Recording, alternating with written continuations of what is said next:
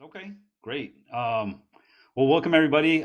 My name is Tim Nystrom, Vice President of the AIA East Bay and co-chair of the Young Architects Forum, or used to be co-chair. Now the chair is Dan Zwei, who is actually not on here. He'll jump on in a minute, but really excited to introduce everybody to a program that happened last year, and it was so successful that we decided to do it again. A collaborative effort with the Small Firm Forum and Young Architects to discuss starting your own firm. And so today we've got a new time slot for the Small Firm Forum. So thank you everybody for coming to our 6 o'clock hour, which is when we typically have our Young Architects gatherings, but in terms of learning objectives today, we've got two learning units. We want to recognize different types of practices, gathering lessons learned from architects who have started their own practice, as well as, learn from them in terms of major pitfalls when you think about starting your own firm and, what to expect.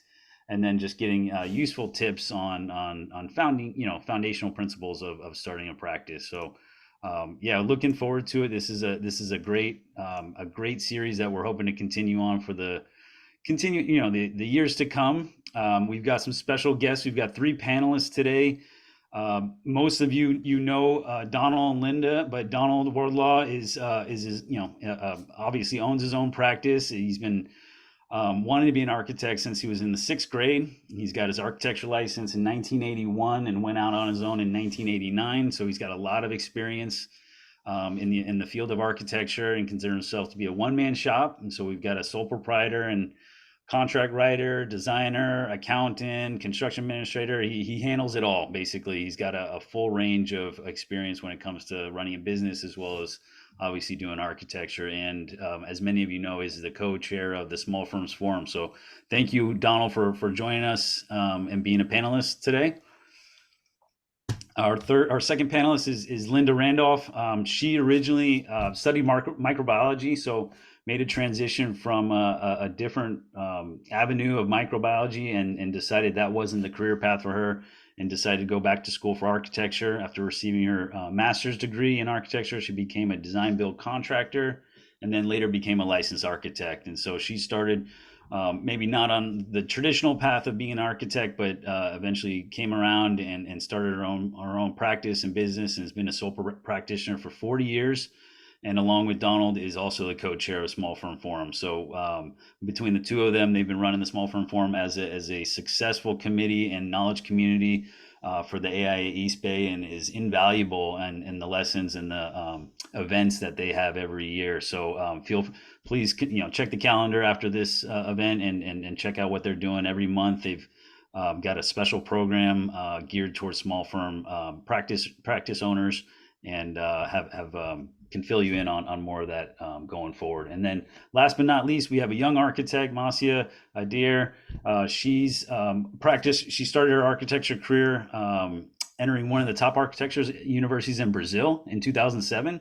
So she comes from abroad and started her own practice here in California in Fairfield. And upon graduating, she moved here, taking on a variety of small residential remodels and commercial restaurants and dispensaries. And so all that experience has helped her gain the professional and technical knowledge to become a California licensed architect. So she came from a different background, but has put in the hard work to start her own firm, Sustainable Architecture Firm, or SUSAF, as I like to call it. Welcome, Linda and Marcia. Thank you guys for being here. Donald, you got a question? Sorry, go ahead. At some point, I would just like to mention briefly the next two Small Firm Forum events in November and December, which people may be interested in. Rachel, do you want to talk about November, or should I mention it? November is going to be about as-built drawings. So one of our outside professional people, that's what they do for a living, and so they're going to work on that one. And Linda, do you want to talk about December? Linda is frozen. December is going to be a potluck. And as you know, the Small Firm Forum is volunteer monthly. So everybody picks a month and they think of a topic that's interesting to them. They put it together. Linda, Rachel, and we kind of assist with the back office stuff. And so in December, we sign up for the 12 months of the year, the next year. And this time it will be in the AIA office in Berkeley, and it'll be a potluck. So it'll be a lot of fun. Thank you. And I just wanted to say that some of the big things are going to be provided. I mean, my husband's a great cook, and he's going to make pulled pork, and I was going to do several salads, and I don't know, Donald was going to kick in something or other, and Yeah, I Rachel. don't know what. But you know, I have to wait and see what we have left over tonight. yeah. Okay. And we're Nice. going to have fun in December. Yeah, so great upcoming programs from the Small Firm Forum. Definitely some great topics, as well as the end of the year get together. Please, everybody, join us in person at our chapter office in Berkeley for those events, those lunchtime events. Yeah, great time, and a lot of knowledge and networking to be had. So this agenda tonight, we're probably going to go to, definitely probably around 7:30 or so, depending on how questions and answers go. But what I'd like to do is have our panelists introduce themselves, kind of give you a background of who they are, and maybe some of the work that they've done in the past, so that they can get you a little more familiar with the type of works they're doing. And then afterwards, really want to open it up to some questions about what everyone's thinking about, in terms of starting your own firm. What are some of the things you want to talk about or get answers to? And Linda and Donald have a long experience, a veteran experience of being an architect, and then Marcia is really getting into it and got her head to the ground and really just making it the best of it right now. And so she can tell you about all the beginning pitfalls, and then Linda and Donald can tell you about some of the things they've experienced along the way. So we've got quite a range to provide you guys with. So without further ado, I will hand it off to Linda. Let's go ladies first. Linda, and then Marcia, and then Donald. Go ahead, Linda. Hi. I am a retired architect in Fremont, and I grew up in a small town in Ohio. My parents were Depression people, so we did a whole lot for ourselves rather than asking others. And I think it gave me an independent spirit, a sort of a free range childhood. I did get a degree in microbiology, went on to work in a hospital at a lab, and decided that examining poop samples and blood wasn't for me for the rest of my life. So I moved on. A college classmate offered me a room in our place in New Haven, Connecticut. So I decided to move there. Uh, Luckily, I found a job in one of the early genetics testing labs, and really enjoyed that a lot, except that the people there, I don't know, the whole academia, publish and perish, and backstabbing, and I don't know, it just was horrible situation. And I didn't want to spend the rest of my working days competing like that. So New Haven was a model city, and there was a whole lot of urban renewal going on there, and caught my eye. And I thought, well, this is pretty ugly. I think I could do better, even as a non-architect. So I had some friends in the architectural department and talked to them about what it was like, and decided to make the move to Bay Area. Got into a Berkeley, and they call it Option 3 Master's Program, 3-year program for people that have never had any architectural experience at all. And it's really a fascinating bunch. I mean, artist, engineer, musician, writer. I mean, you couldn't have had a more diverse group. That was a good experience. I was lucky enough to have one of my classmates was building a spec house, and arranged it so that I could work with him and get credit for building, which I did. And then my last 6 months in school, uh, Chris Alexander was doing a low-income housing project in Mexicali, Baja, and we built, I believe it was 7 or 8 low-income housing units. It was a fantastic experience. Well, I came home to the Bay Area and decided I didn't want to launch into work, so I taught myself stained glass and worked in a stained glass studio. And that became my first client ever, the studio owners. And I truly enjoyed it. Loved the building aspect as well as the design, and got a contractor's license. And for probably 8 years at least, sometimes with another contractor, quite a lot of it by myself. Did design build, got married, had a baby. That changed my life. I decided being a part-time contractor was very hard. Part-time architect was much easier. So I did some work with a friend so I could qualify, took the architecture exam, and then launched into I don't know, 30 some, close to 40 years of design build, and absolutely loved it. Loved the clients. I did mostly residential, from teeny weeny jobs to 8 and 9,000 square foot homes.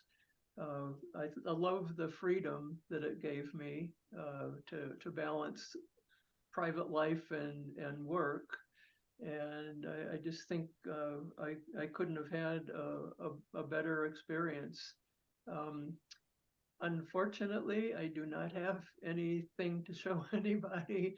I shut down my website 10 years ago when I retired. And if we'd met in person, I did have portfolios that I could have passed around, but we will leave it at that. Let me just give a couple of quickies to maybe get conversation later started.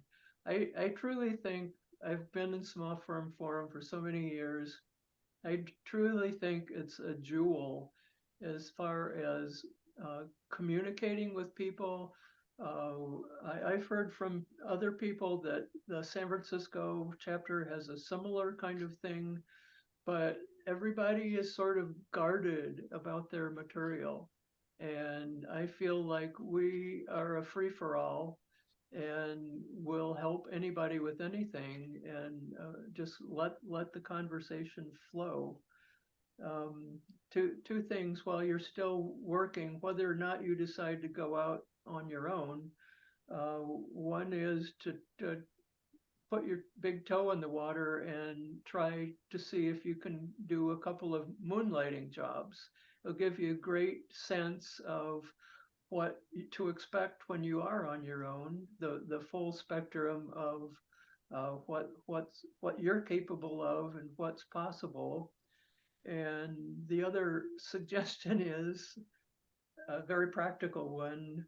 The jobs that you're doing and your jobs that the firm where you're working is doing, keep a notebook or files of all of the red line suggestions and comments, because it's easy after you know what jurisdiction expects to just go through the file and copy paste whatever is needed in a set of drawings. And if you work someplace quite frequently, you can come close to not having any plan check comments, which I think is sort of wonderful.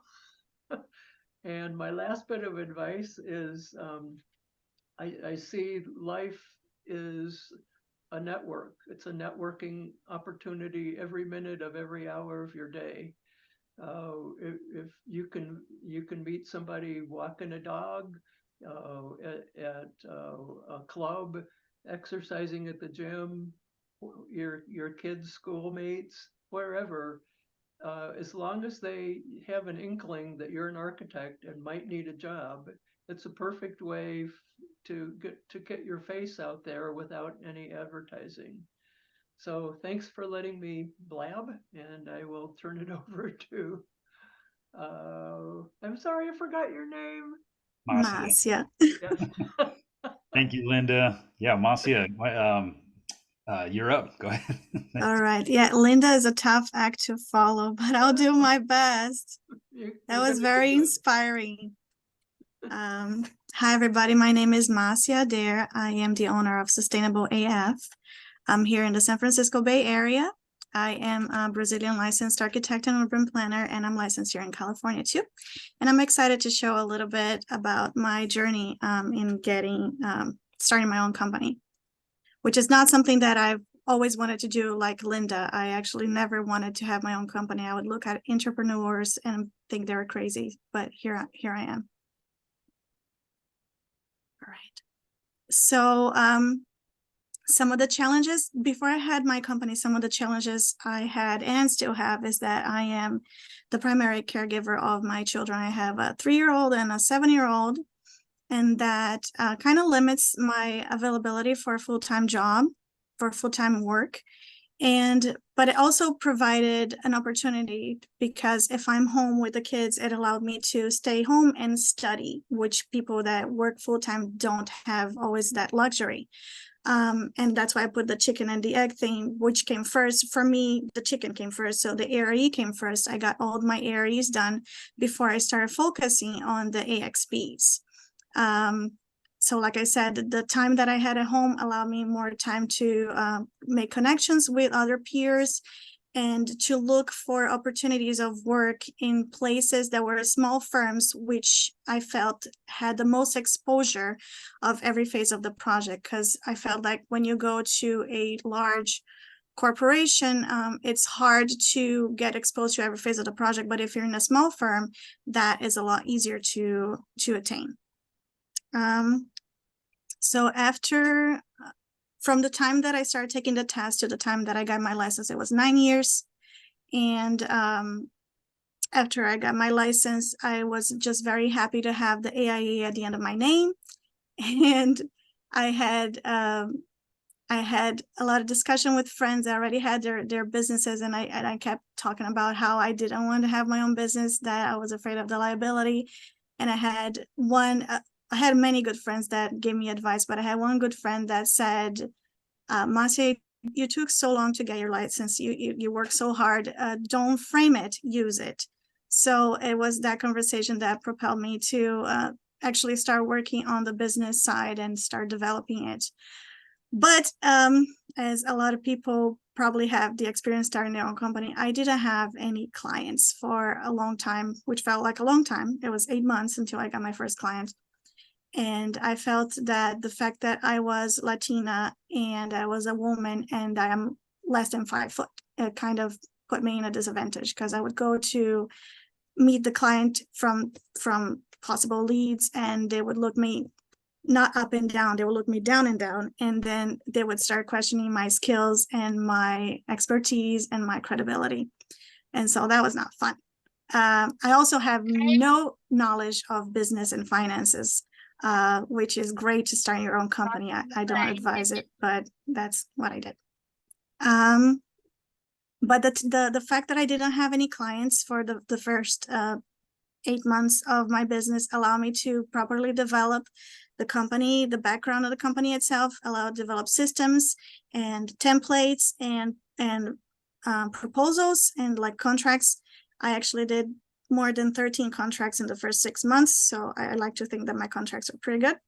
The fact that I had some free time also allowed me to help other people that are like me. I created the Brazilian Architects in the US group, and I've been helping some of the members to get a job in the US, because the way that people do business in the US in architecture is different than the way they do it in Brazil. And so having that transition, someone to guide them through, I've seen a lot of people being successful, and I'm very happy about that. I also was able to join a group called LEAP, which is women that are business owners in architecture, and this group has been invaluable to me. All the support they have given me, not just professional support, but personal support. And because as women, we deal with a lot more emotional weight on certain things put there by society on us that a lot of male don't. A lot of male architects don't. So having that support group has really helped me in the development of my business. But once I started getting projects in after 8 months of opening my business, I started getting a lot of projects, because when it rains, it pours. And I realized that there's only so many hours in a week that I have available to work, and that maybe I shouldn't be spending all my hours or a lot of my hours doing things that I'm actually not good at, like drafting. I'm not good at drafting. I'm pretty bad at drafting.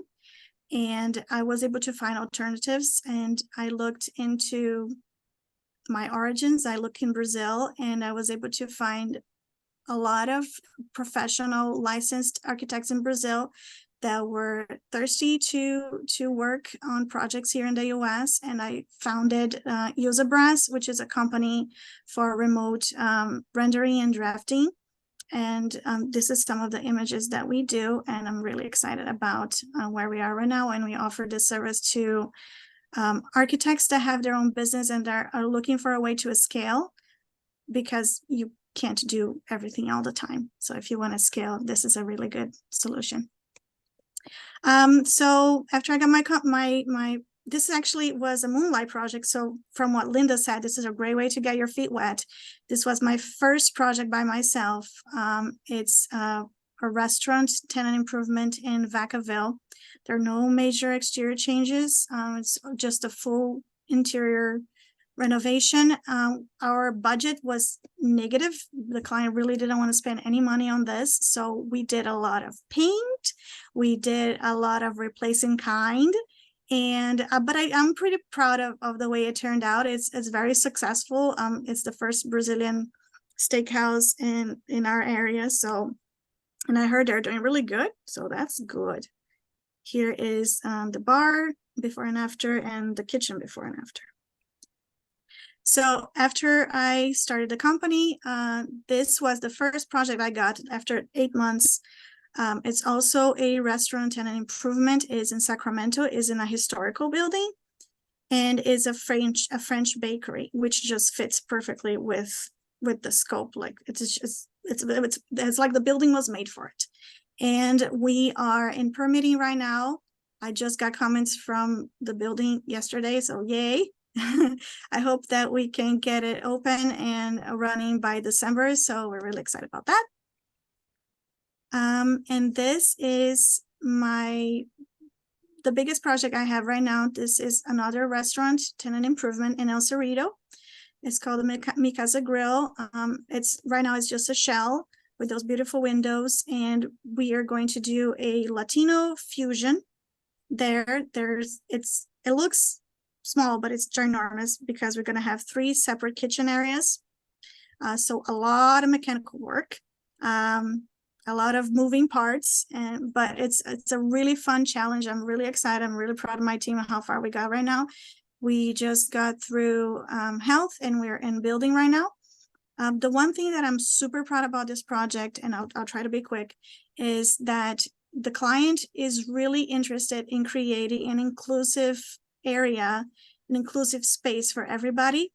So she has pushed into not having gender-defined restrooms. And from the start, I said, that's not to code. We're not going to be able to pass.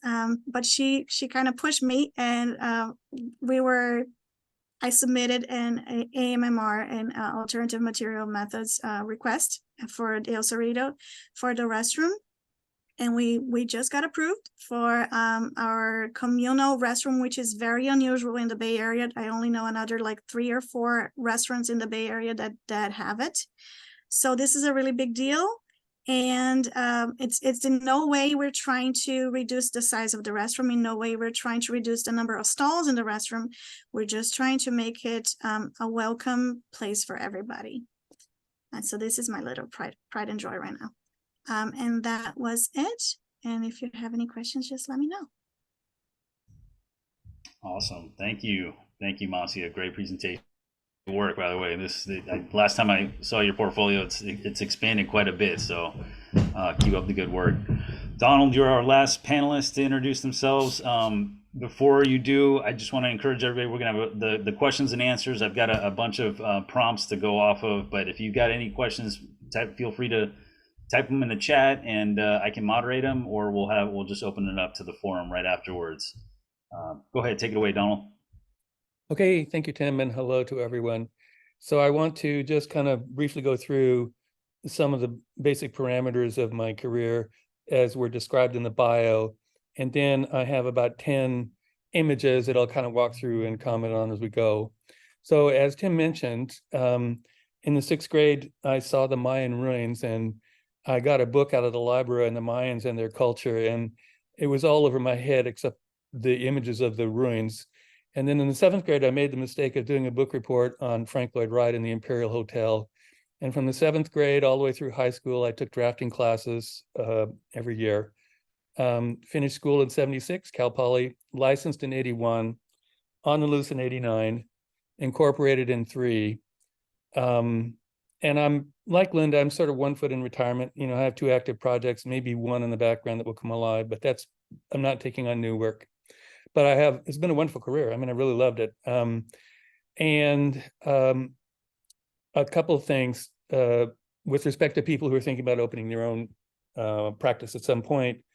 I think the time working in other people's offices is a key point in setting the groundwork for your opportunities to succeed and prevail in the work that you do. I think that's a very key part of the process, the time when you're an employee. Also, I would say that the AIA, in my case, was very instrumental in, I don't know that I could have made it economically without some of the things that happened in the AIA, starting with the Remodelers Roundtable, which is the precursor to the Small Firm Forum. And it's the relationships. The relationships were very valuable, and I'll show you a little bit more about that in a minute. My work has been commercial, residential, and industrial. And so it's been really great. So now I'm going to move on to some of the imagery and just kind of fulfill the story a little bit. So I'm going to share the screen. Here we go. Okay, I hope this works. So then the next picture, if I get this right, was a picture that my wife took of me back in June. And I'm sharing it because I don't think I've hardly ever been in a suit and tie before, so I'll share that with you. And then the next one, this is the Rockridge Shopping Center in Oakland, and the red dot is the Payless store. This is an old photo. My first job as an employee was to design what in those days was commonly referred to in writing on the drawings as the handicap restroom. And Safeway then came along and tore it down and built a new building with rooftop parking. I didn't know they were going to do that, so I had no opportunity to go and ask them if they would like to preserve the restroom. Then this has got an AIA connection, which I just want to build on in terms of the relationship thing. So in the AIA, I made relationships with architects to assist them on a consulting basis, you know, little firms that needed a little bit extra help on a project or something. I did that. So one of the architects I worked with and helped out, his office was next door to an engineer. So then I ended up helping out the engineer in his drawings, and we were all embarking on CAD, which was the one-person firms were the ones that were doing it. The big firms were kind of getting their toes wet, you know, but you made a commitment as an individual and you did it. And so we were all on a CAD program, which was looked very promising. It was called MiniCAD. It's now Vectorworks. And so we had this network based upon that. So I worked with the engineer. I learned how to do structural drawing sets, how to describe things. I knew a little bit anyway. And then a person's house, business on 45th Avenue in Oakland burned down. It was a plastic recycling and shipping bag business. And I helped the engineer develop the drawings to rebuild the building for his business. And then after a while, he calls me and he bought this property here. This is an older photograph. This is the remanufacturing plant. They make water heaters. During World War II, big for 55-gallon drums for the armed forces in the Pacific. This is a 17-acre site. There's about 250,000 square feet of industrial and office space inside it. He bought it for $750,000. And then it was unoccupied, so it was necessary to go through the planning stuff. And I did that. And then we ended up with what it is today. And so it involved, planning approvals and, street edge improvements and landscaping and parking layout and all that kind of stuff. It was very successful. And one thing about the commercial and industrial type work is once you have created the background drawings for a particular facility and you do a good job, you're the first person that's going to get called if something happens there again. And so one of his tenants opened up and they did liquid and powder coated finishes, big factory inside. And so I ended up helping them get approval. And so when I was doing that, I redid a little office area and for their make it functional. And I made a conference room table.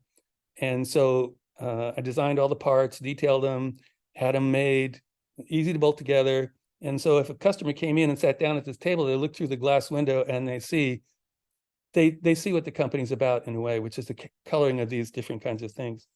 I've also done some residential work. A lot of it is nothing fancy. It's all competent. It's not messy. It's not awkward. It's not ugly. But a lot of times it's just finding out what works for people. And sometimes it's more utilitarian. In fact, a lot of the work I've done is utilitarian. So, and I've never hired a photographer to take a picture of any of my work.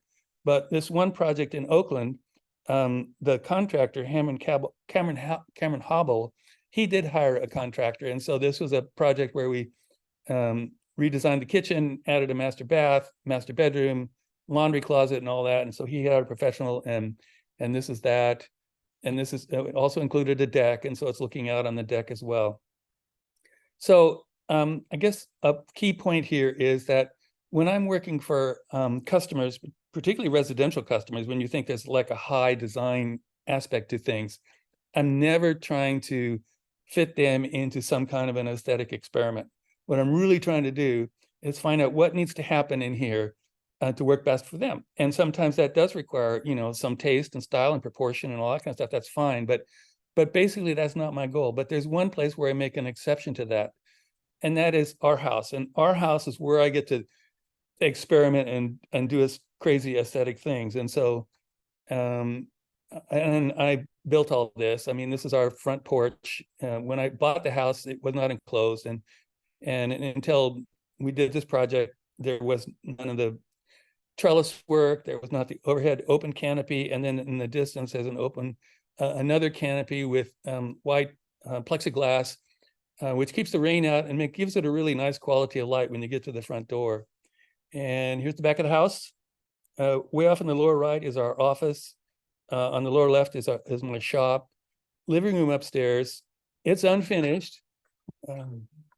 Sorry, Tim, I went over 8 minutes. It's a deck I still have to finish.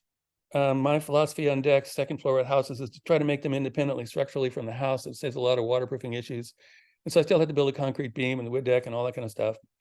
And so that's that. And then I'm going to stop sharing if I can figure out how to do that. I'm sorry. Okay, so here I am, and this is the inside of the house, and it's basically the same kind of experiment to do things. So thanks, Tim. Back to you. No problem. It was for a long time, I actually thought that was just like a virtual background that you had. And so I was like, it's just so clean. It's the cleanest virtual back. It's actually your house. So, my aesthetic philosophy, if I'm getting into that area, is to find out what are the things that need to be there for the building to be there, to hold it up, to let in the light, to give you proper views, to have proper separation between the different spaces, and then try to find some way to do something fun with that. Absolutely. So we're gonna break into the questions and answers, or the prompts here. I do want to say, feel free at any time, if anybody's got any question, raise your hand and jump in. I know we've got small firm forum members, as well as young architects, as well as young emerging professionals and students here. So I'm hoping to get a wide range of questions feel comfortable enough in this format to just turn on your camera and speak up, because I think this wants to be a more informal dialogue. We call it a roundtable discussion. But I know as anybody, and myself, I started my own firm as well. Getting that first client is such a big hurdle, and it's such a challenge to find that right client and take you off and into the next step here. So my prompt to you three is, how did you do it? How did you get that first client? And I know you kind of briefly, some of you may have discussed that already, but maybe what are some tips and tricks to do that? You talked about moonlighting, so that the audience can understand, like, what are the abilities that you have, or maybe the vocabulary or the relationships to lead you into that first big client. Linda, do you want to start us off?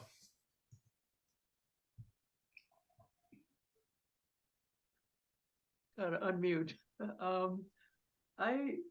I truly think that if you're doing a job of any scale, getting to know engineers, contractors, subcontractors, tradespeople.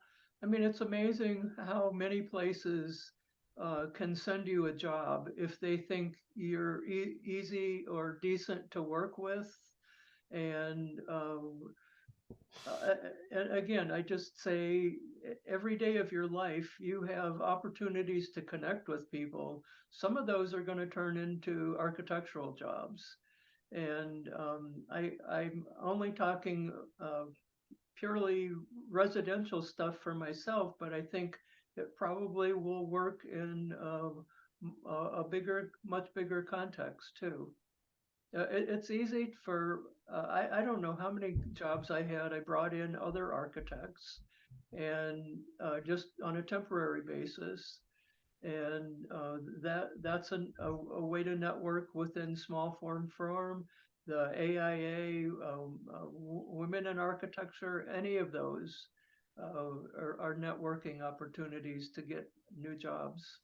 So, Donald, anything to add on to that? I quit my last job in anger. That's the only time I've done that. And I had no jobs. I had no clients. But I knew I was out on it now and I was going to make it work. I do think that relationships are key. I did do a little bit of research on marketing. There's some marketing books called Guerrilla Marketing. And, I did a newsletter. The main theme of guerrilla marketing is find out who are the kinds of people that will hire people like you, and find out where they are and integrate with them, and don't just do this broadcast type stuff. And it is all about relationships. And I agree with Linda that for me, what really got me started was being able to do pitch in with other architects and engineers that helped me pay the rent.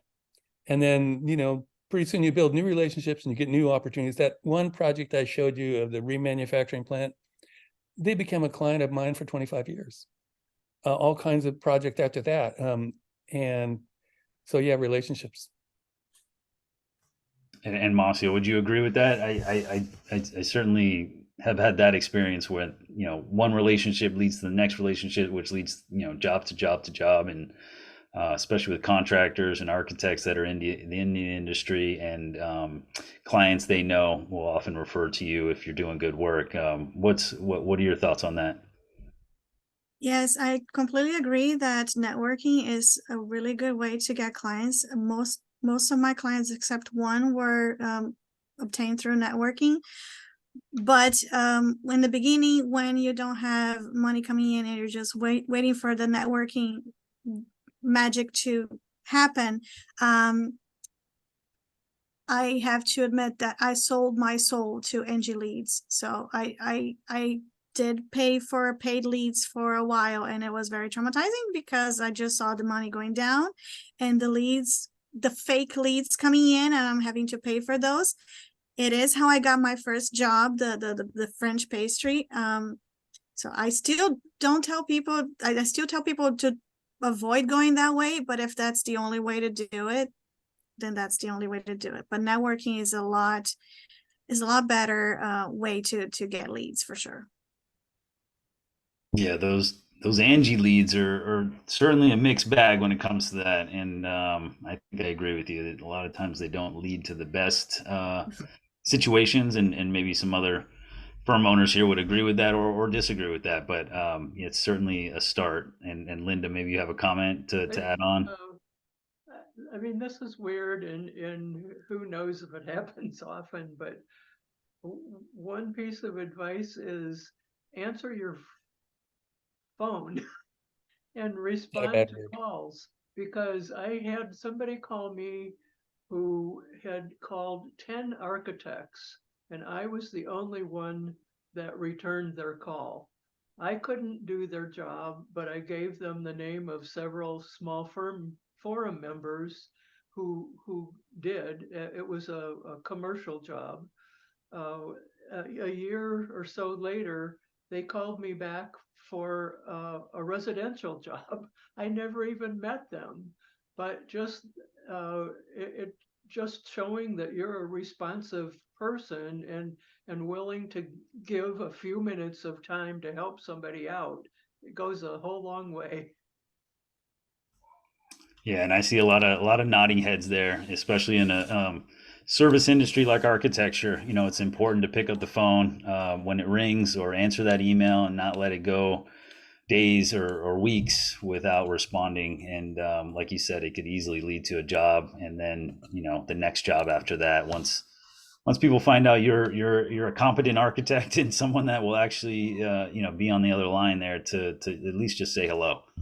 And Kurt, Kurt, actually, did you just raise your hand? I just want to see if Kurt was one of our panelists last year for this event, and so Kurt, welcome to the show here. Thanks. Can you hear me? Yeah. Yeah. Okay. Along with seconding, everything that's been said, I just want to throw into the mix something that surprised me, which is interior designers.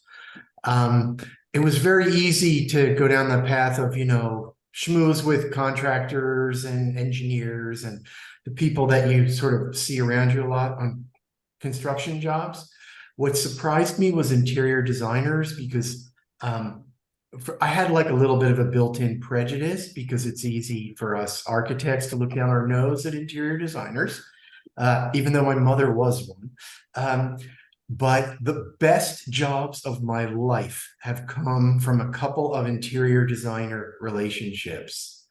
And I think that two things were going on. One, people that have that much extra money that they're also paying someone to help them pick couches tend to do bigger jobs and have less anxiety about their budget, though everybody does at every scale. And the other is, when I got over my own, like competitive or resentful or snobbish resistance to interior designers, I realized there's great collaboration there, because they've got their limitations. They can't do the stuff we can as, licensed professionals. And they love to do the stuff that I hate to do, like look at tile for 50 hours. And it became like the source of some great collaborations where we really supported each other. And I just fell into it accidentally. I did a kitchen, and their neighbor was an interior designer, and she loved it and it turned me on to the best client ever. And then their designer turned me on to another great client. It's like, anyway, keep your eye out for interior designers especially that you like. Great source of work and networking, and really appreciative of the collaboration when you've each got your turf kind of worked out and you're happy to share information. That's it. Tim, I would like to add something on the flip side of that, which is there's not only people you want to work with, but there's people you do not want to work with. Interior designers? I don't get to work with them very much. It's true, but it's probably because my projects are too small. But there are people you don't want to work with, and sometimes it's a matter of personality. A certain personality type, I know of one, doesn't like to work with me. But the other thing that surprised me, actually, and it's probably just a personal deficiency, the kind of people that I avoid working with are friends. The people I work with as clients, they become my friends. But the problem with friends is that you're starting with a basis that is outside of your responsibility as an architect, and it comes into conflict when you are doing the things that you have to do as an architect, and they're expecting a little bit of a give in a different direction. So there are some times when you want to say no to a possible client. The founder of the Small Firm Forum, Remodelers Roundtable, Richard Morrison, he's a truly amazing guy. And he decided to do it all. And he not only did all of the interior design, color work, all of that, he made probably because he could mark up anything that was in interior design, could buy it wholesale, mark it up. He made like 30 or 40% more salary because he had the patience to deal with that, which I don't. And it was just, he's the only person I know that has had a totally successful practice, including all of the interior stuff. Yeah, great advice. And Donald, good point about people not to work with as well, or potentially not to work with. Is I'm sure many of us starting out tend to get approached by friends and family as a way to get your foot in the door, and a lot of times can be taken advantage. I'm not saying taken advantage of, but a lot of times as architects, we'll do a little extra work on the side and maybe do it for less than the compensation we would normally charge somebody else, and so that doesn't always leave the best taste in your mouth, but they are friends. And like you said, Donald, maybe you pick and choose there going forward. Benson, you got your hand up. Go ahead. Yeah, thanks, team. Yeah, I actually took the leap of faith 2 weeks ago, so now I am not looking back.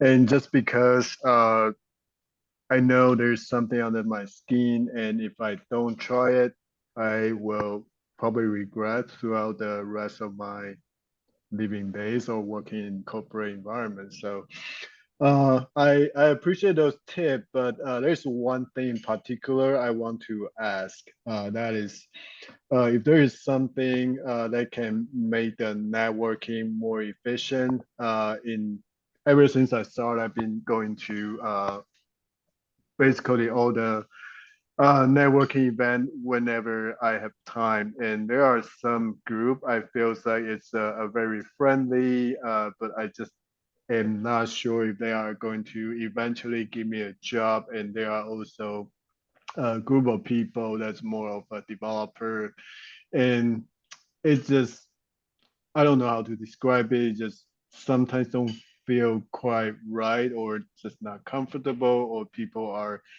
snobbish. And I don't know. I think that is a big difference compared to when you are sitting in the office and now you need to walk out and walk into a stranger group and try to introduce yourself. And while I was working in the bigger office, I have a very different portfolio, mostly like high rise and office. And another question I have, since I speak about high rise and an office space. Now the economy is shifting, and that made me wondering if there is a very long or maybe dark also process ahead before I can see my first client. And what would be the best way? Do I have to like try find some freelancing? And what are the options out there if anyone can provide some sort of suggestion? Benson, allow me to answer some of those questions because I feel like we're kind of on the same stage here. I also opened the company just a little bit ago, so congratulations for you to taking that leap. That is very scary. Regarding the networking, I would advise that you look into your community If you are a person of color, go and look to groups that are of your color. If you're native to another country than the US, go and try to join a group that has people like that. Try to join people that are connected to you, because like you said, when you go in a group and you don't have that connection to anybody in the group, it kind of feels like you're an outsider.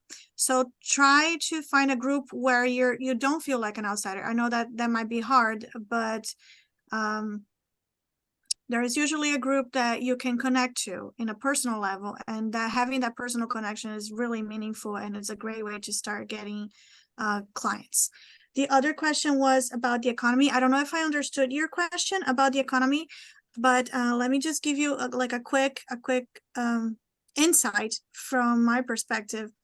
I feel like there's a lot of layoffs for big corporations in architecture right now. That is really happening for sure.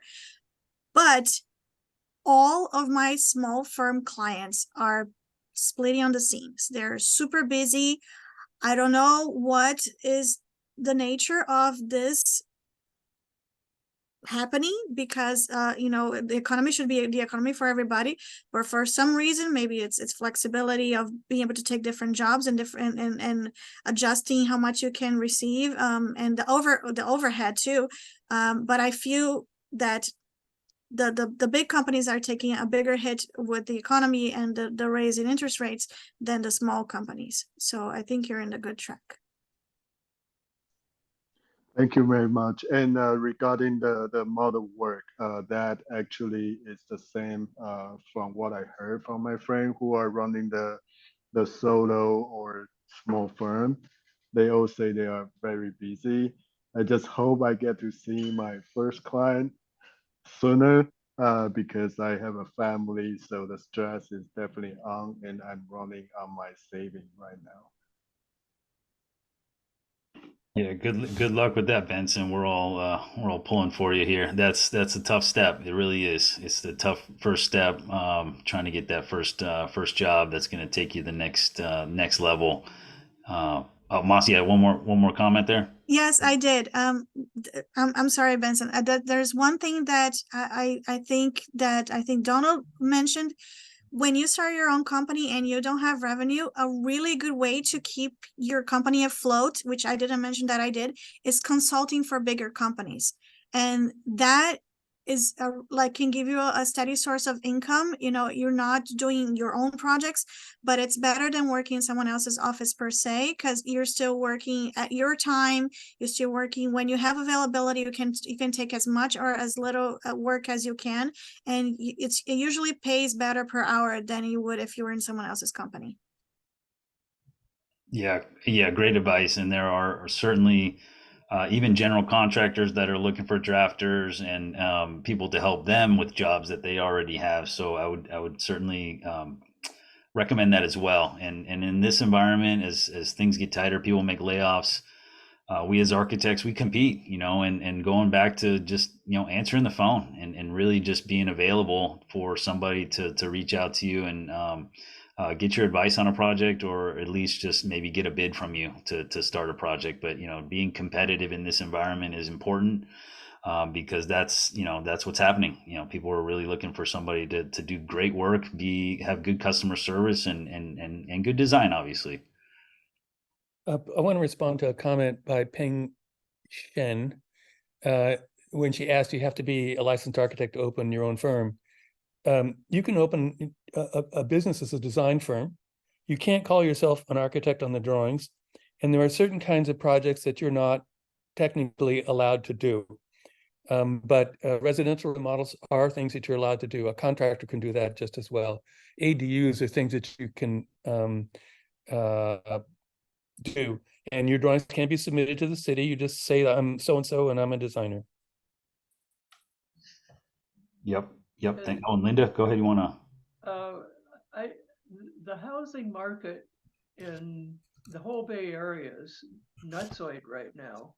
And I don't know, it must be happening in places other than Fremont, but you can sell a house that you bought for $250,000. You can sell it for $1.2 million or $3 million.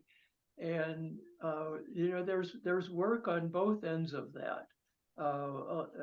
Working with real estate people to get improve this or that and get a house ready for market, doing fix-up jobs for the new owners, doing ADUs. I mean, money's slightly tight now because of the economy and interest rates, but there's still people that need little stuff done like that. So if you don't mind taking advantage of it, go for it.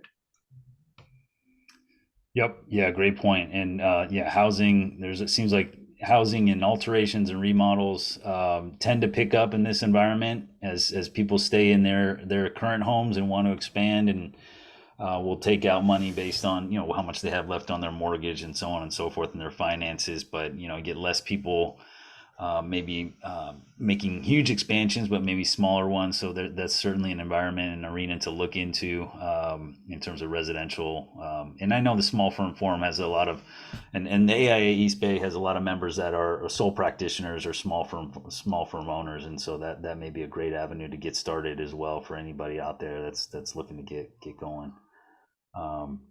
So we've got a variety of questions here in the chat. I do want to just one more prompt to try to help move on, and then we'll move on in the chat here. So we will get to everybody's.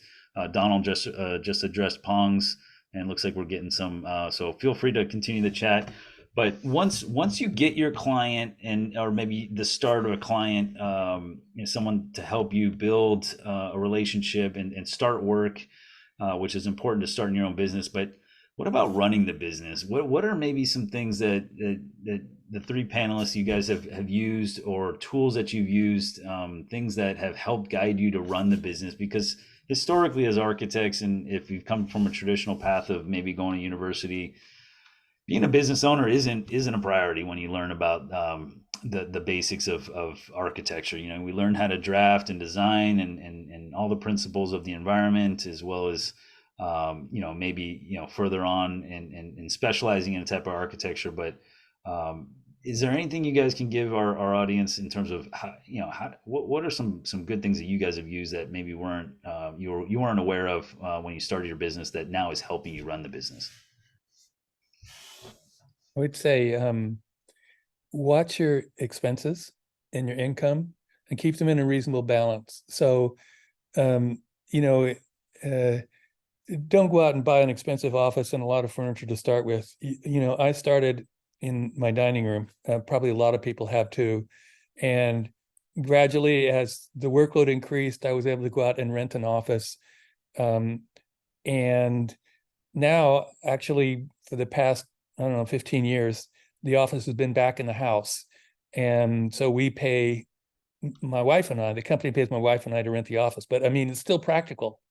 No commuting, it's simple. I think you really want to keep the running of the business as much out of the way as you can.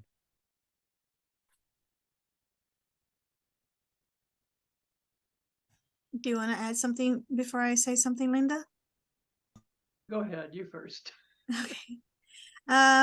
That's a hard question.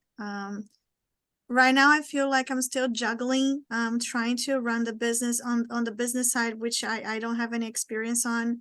I'm doing my Schedule C, which is the first time that I'm doing it, and it feels weird to be checking my expenses and everything. But what Donald said was really good, to try to keep your overhead low. What I did was the exact opposite that Donald did. I rented an office. I'm like, I need an office. I need to have like this space where I could focus and be an architect. And it was expensive. And after 6 months of not having any projects coming in, I said, okay, I'm going back home.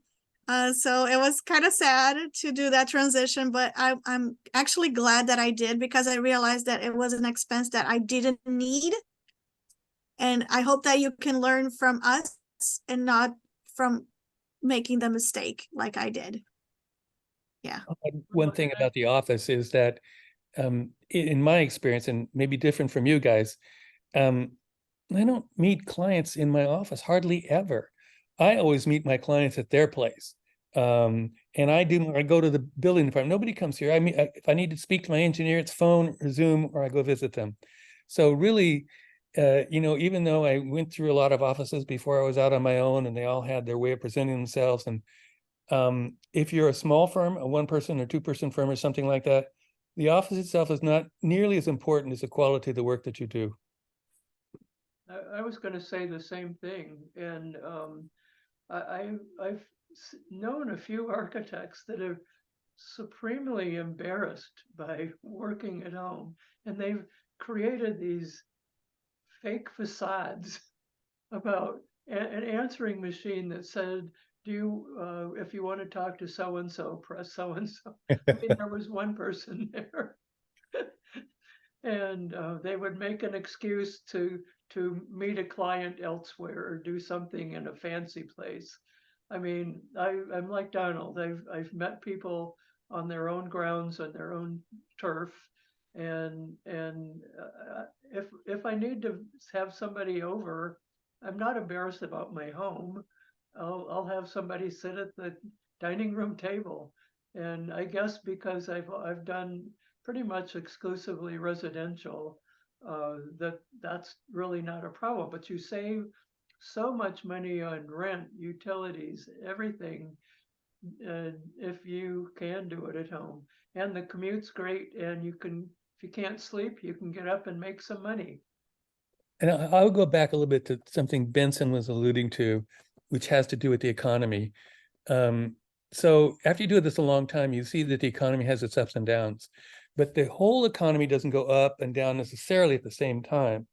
And so if you have the ability to work in more than one type of architectural package or product, you're a little bit insulated from the ups and downs in the economy, because office may go down the tank, but residential remodel may be fine, or industrial may be fine.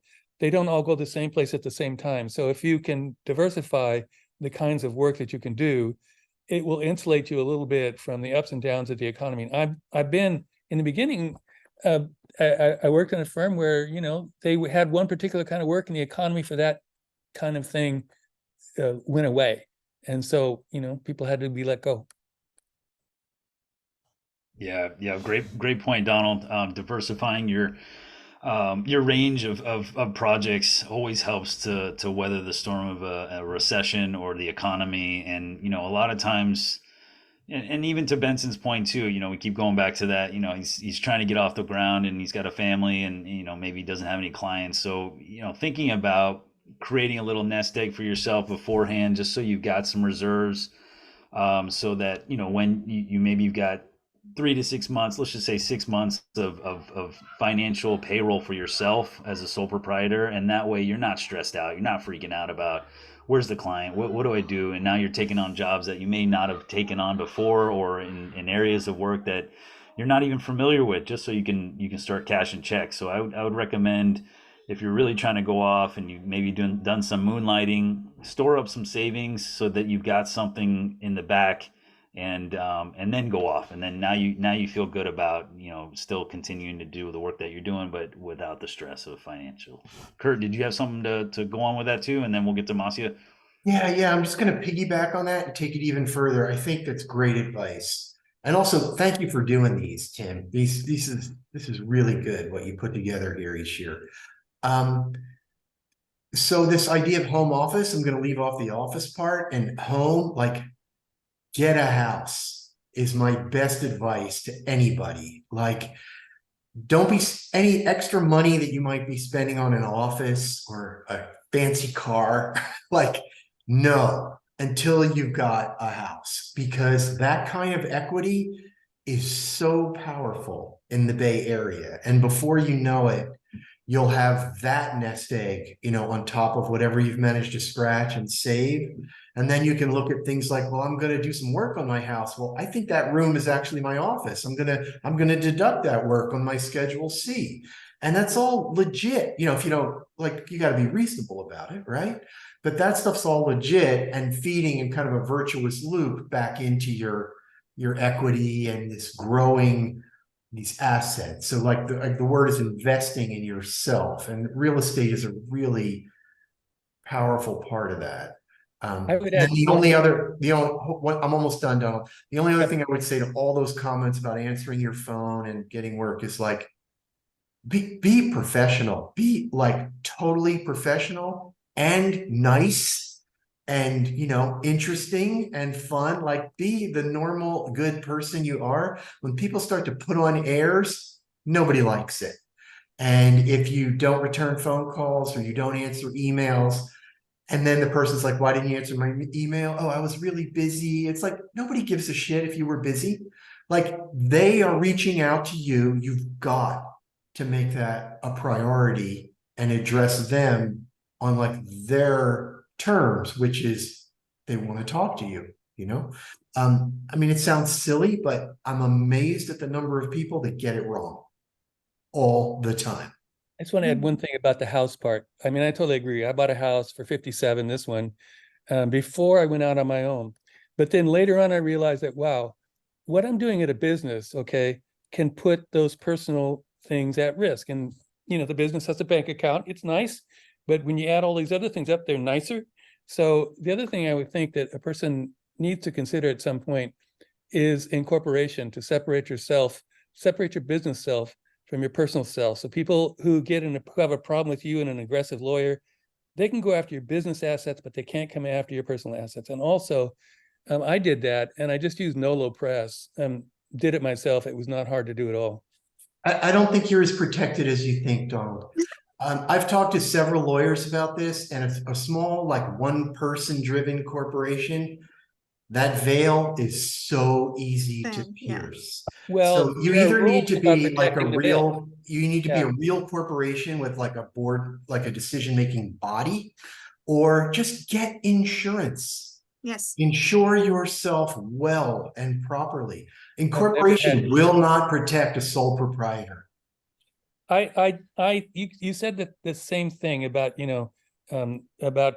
protecting the separation between, there are some very specific rules. You do have to be very careful about how you do that, about not mixing your personal and your business assets. But I don't know. And it also, when you approach, It's your decision making, Donald. If you work alone and you do something horrible to me and my house, I'm going after you. And then you can't say, well, the three of us made this decision. It'll be like, you made the decision, period. but I'm the company. Okay, you're coming after me as the architect and my company. You're not coming after me and my wife. There's not really a separation there if it's just you making all the decisions. We're going to have to agree to disagree on this one. That's fine. Everybody just check with a lawyer before you think that's a miracle cure. It's be well insured.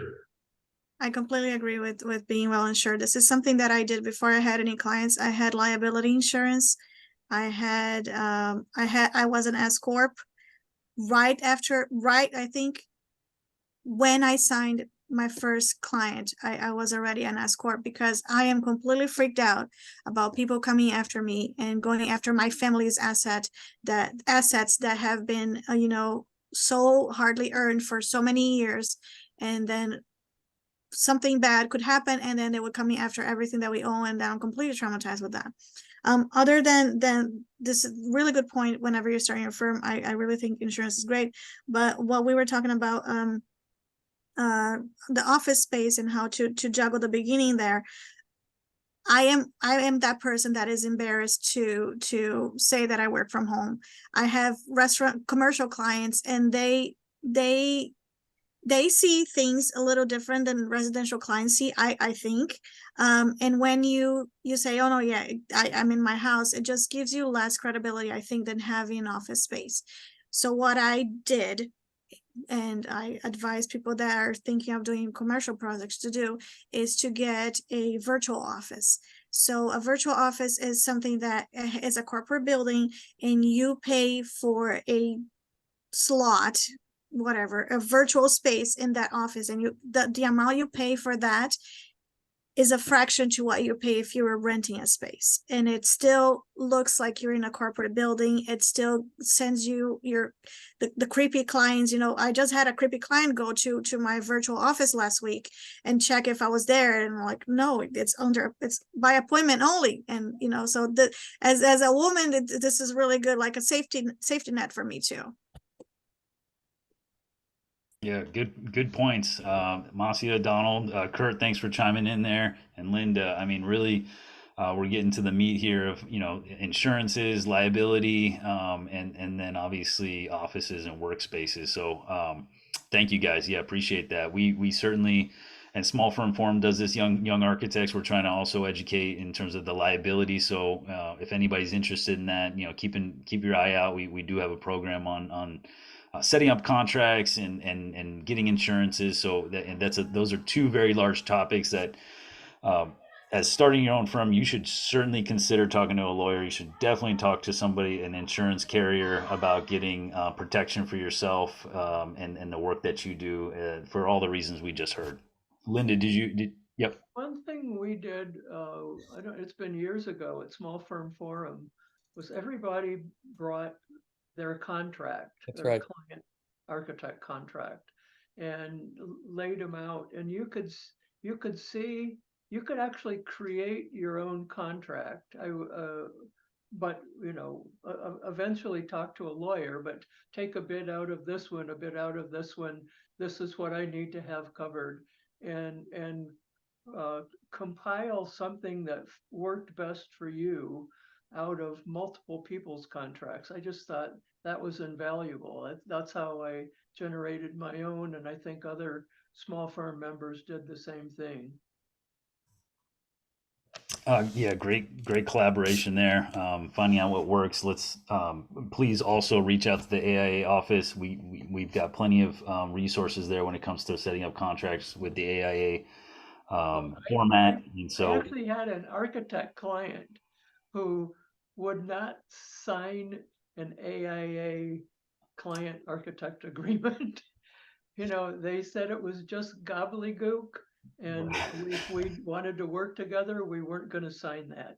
So, yeah, okay. Yeah, certainly reach out to the office. It's a contract that's geared to protect architects in a lot of ways, depending on what kind of work you're doing, especially when it gets to larger scale projects. So please feel free to reach out to our office, or Sydney or Mike. And so let's switch gears here. I really certainly want to. We've got a lot of questions here on the side chat panel. So for our three panelists, I'm going to go ahead and read them out, moderate them here. If you just want to chime in, feel free to speak up, and we'll try and run through these. Any advice for starting owners representative work that you guys might have for Seth, or maybe need a little more clarification? Seth, you want to chime in here? I think you're there. Is there any specific type of owner's representative work? You're talking about construction administration, or maybe just being an advocate? I don't know if you have a chance to unmute yourself. I don't think on smaller projects, residential projects and that kind of stuff, there's any need or room or available funds for an owner's representative. That might be possible on the bigger, more complicated projects, in which case the kinds of architects you should be approaching are not Linda and me, but some of the bigger firms. Okay. Yep. Yeah, I think maybe what you're referring to, Seth, is in terms of, yeah, just being an owner's advocate at a larger scale, someone that can maybe guide them through the process, especially during construction administration. Um, doesn't sound like we've got too much advice, and I think that's certainly a way to get started, but I wouldn't necessarily recommend that unless you've got a lot of experience in there coming from that kind of background. Do you have to have oh, Sorry, go ahead. I was going to jump to the next one. You got something? Something really quick. I know one person that works. I don't know if this is the same thing that Seth is talking about. I know one person that works with permit assistance. So I don't know if this is what you're talking about, Seth. I have done one job of permit assistance. I didn't do any design work. I just helped the client through a very litigious jurisdiction for the permitting their project. So maybe this is what you're talking about. And in order to do that, you first need a license. You need to have a company, otherwise you have no credibility. And from there, you just need to find a person that is looking for you. Okay. And Marcia, maybe you want to jump in on this one. Do you need to have a full U.S. citizenship or green card to start your own company? Oh, Mari, hi. Good question. I don't know. Because by the time that I started my own company, I was already a US citizen. I would think that no, because we see Brazilians and we see people from other countries opening their own businesses, and an architecture firm is nothing but that. It's just a business. You need to have a business license, unless if you don't have a architecture license, then you open like a design firm. But I don't think you need to have a green card. You need to have a work permit to open your own license, I believe, but I would advise you talk to a lawyer. Okay. Any other comments or add on that? Um, okay. Is this a good time to start a firm for ground up or additions in multifamily housing? Eh, multifamily housing, I'll just start it off real quick and I'll let anybody, multifamily housing, I think, and again, this is theoretical and social in terms of how you view residential, especially in California, moving forward. But I would say multifamily and higher density is coming, and that's just from my perspective on how the environment of residential is moving, just based on the amount of available land. Single family detached, new single family detached, I should say, is having a hard time getting to fit within jurisdictional requirements. California is really trying to move away from that kind of density and move, just because of the housing shortage, trying to move closer or more towards multifamily. Anyone want to add on to that? Might be good to take a drive down Highway 5 in the direction of LA, because you'll see that the single family market is quite alive. Been doing it for years, and they keep building more and more and more. There's a big single family demand. Also, recently, rents in Oakland are declining. All right. Yeah. Good point. Yeah. Highway 5, just moving east. Do you have to be a licensed order? Okay, I think we covered this, Pong. In order to start your own firm, Donald had covered that earlier. You can be a designer and cover certain components of architecture, but really, if you want to pursue architecture as a full-time profession, I would highly recommend you get licensed and take those tests and move forward with that and get that out of the way. And sooner than later, anybody that's thinking about getting licensed, and man, this isn't really the topic. As you move further on in your career, your lives get busier and busier. I recommend trying to get your license sooner than later, especially if maybe you're a newly graduate and before you have a family. Or a woman, yes. After you get kids, Before it you have gets kids, a lot harder. it gets exponentially harder after that, for sure. And then, okay, so Mari, you got another comment here. What are the step-by-step processes to start your own firm? What are the documents that you will have to sign to start it? And Benson kind of added a note here from our website that's got some great resources to start your own firm. We sort of started talking about creating a business, an LLC or a corporation. Highly recommend, definitely need to do that as to start your own business and keep your personal and your business separate.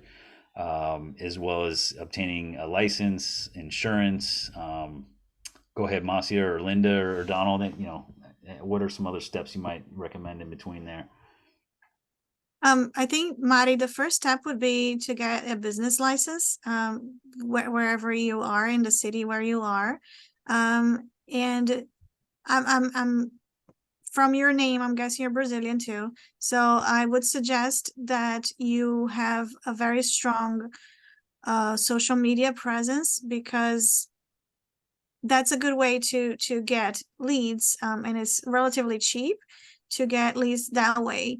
So have a strong website. I have friends that have started their company and they're already 1 year in and they don't have a website yet, and they don't understand why they don't have clients. Of course, it could be a lot of things that are leading to that, but the fact that you don't have a website, the website gives you credibility. When you hear about an architect, you go to the website, you see some of their past works, you see that the website is well put together, that gives you credibility. So I would say business license and website.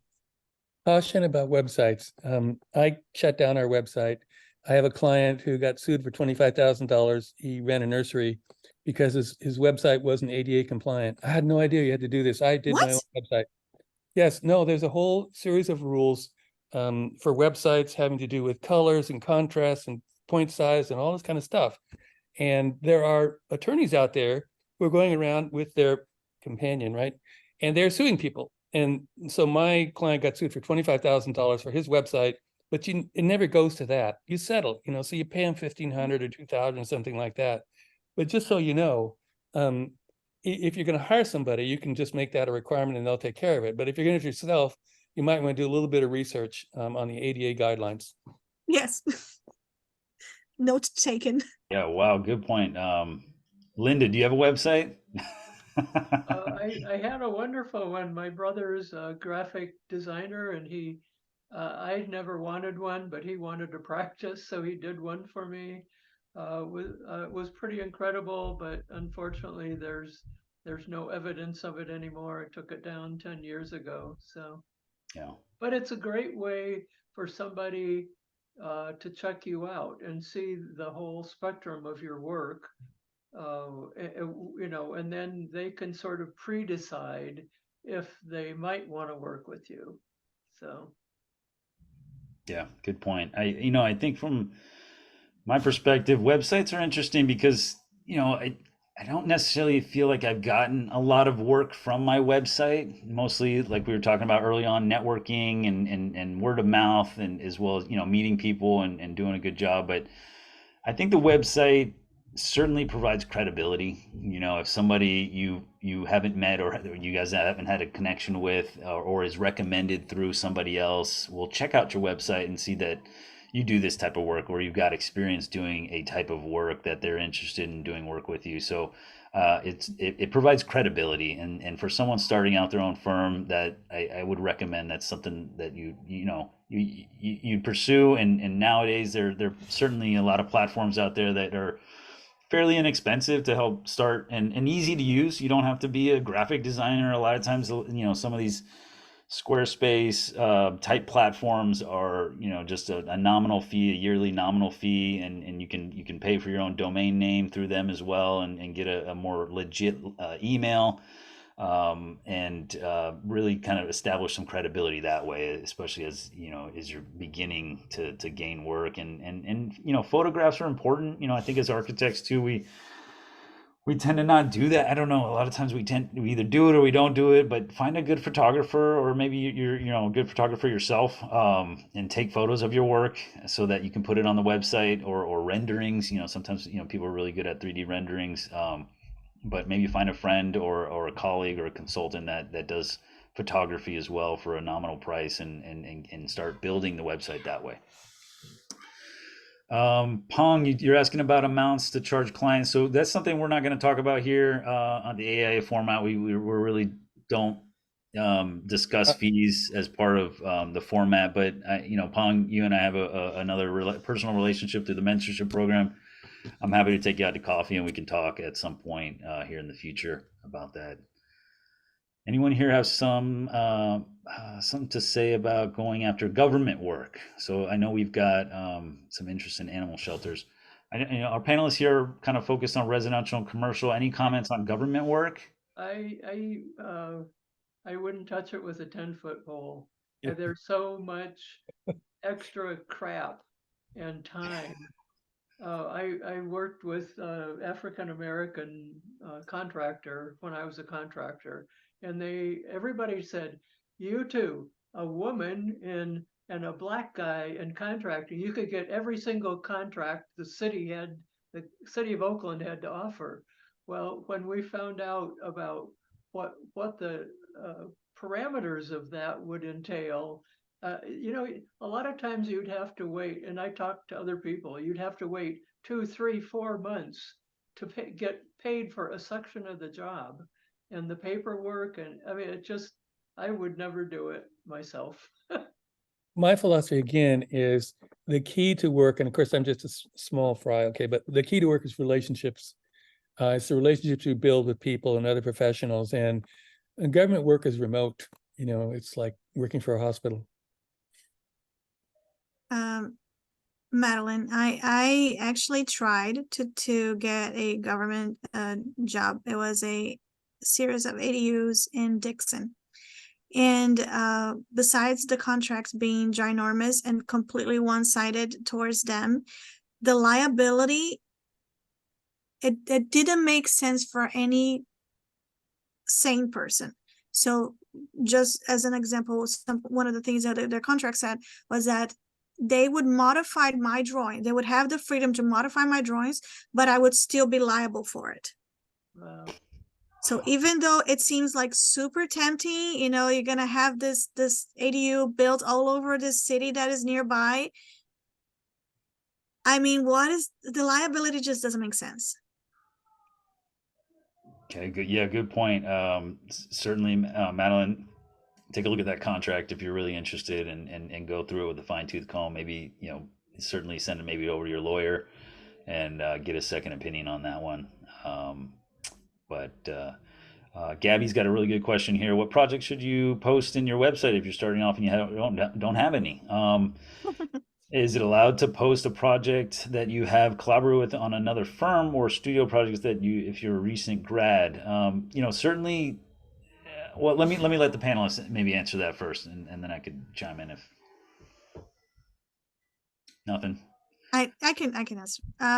So Gabby, I like you didn't have much to show. I do think that the projects you worked for in the past companies can be very useful, but you need their written consent to use their material.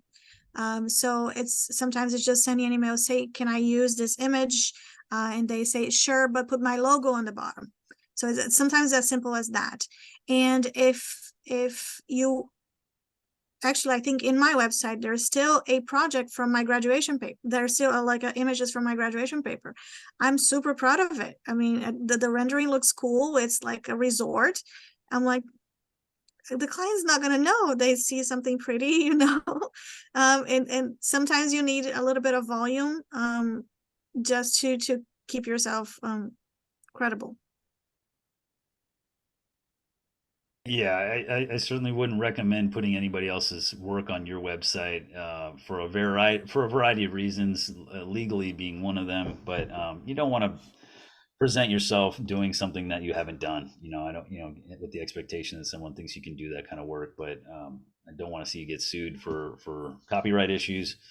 And just be true to yourself, and you know, find things that describe yourself more, maybe things that you do, activities that you do that are not architecture related, sometimes just to get people to know you and personally know you. And you know, a lot of times building relationships is really just that, is just getting people to know you in a different way. And you know, they understand you're an architect, but a lot of my relationships with clients are less architecture related, and we talk about sports, or we talk about what they do outside of their jobs, their families, and you know, that really creates a bond, and then and a trust. And so, you know, maybe if they can get to know you through your website without, you know, being too open and honest, but you know, sometimes that helps if you're just trying to build content as well, without, you know, just keep it professional. Obviously, keep it very professional. So we're at the 7:30 mark here. Anybody else have any comments or questions? I certainly want to you know, be mindful of everybody's time, and want to thank our panelists, Linda, Donald, Masia. You guys have provided some really great insight on starting a firm. We covered a lot of topics. There's plenty more to talk about. We want to continue this event, starting your own firm, every year, if not maybe twice a year, where we can get you know, some different panelists from different ranges of architecture. But really proud to say that, you know, having Linda and Donald, the OGs here from Small Firm Forum, be with us and give us some really great insight into being a you know, retired architect, a seasoned architect. And Masia, you've got you're in it right now. Your feet are well in it, and you're knee deep or waist deep in being a firm owner. And so you've got really another perspective here, and appreciate that as well. We got a couple more here. Wait, what is a business license? You said you necessarily start a firm. Yeah, get a business license, and an S corp or a C corp, depending on what you're trying to get into, and an LLC. Certainly, get on you know, the business website for California. Will help guide you on what kind of business license. Those are two separate things. You need a business license for the town in which you're That's what I meant. locating. Yeah. And The LLC or other corporation stuff, that's a separate thing.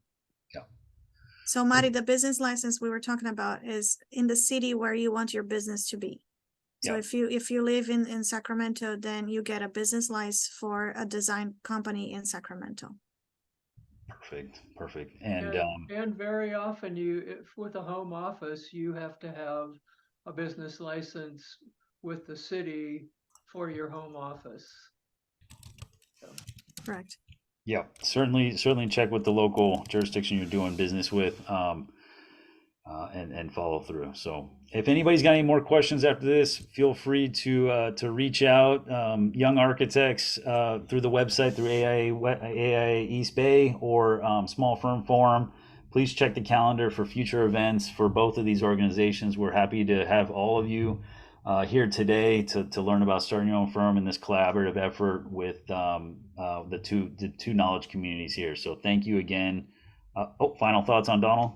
I do. I want to emphasize one thing. I mean, we've talked about a lot of the peripheral details of running a business and marketing, all that kind of thing. But I just want to emphasize that the most important thing in starting your own business is the quality of your work. It's the lack of errors. It's the attention to detail. It's getting the job done right. It's getting it documented properly. That you need to have that well under control, because that minimizes all the other problems. Well said. Appreciate it. Okay, well with that, Good job, Tim. Good job. all right, yeah. Thanks Yeah, thanks, everybody. Have a Yeah. great night, and we'll see you all soon.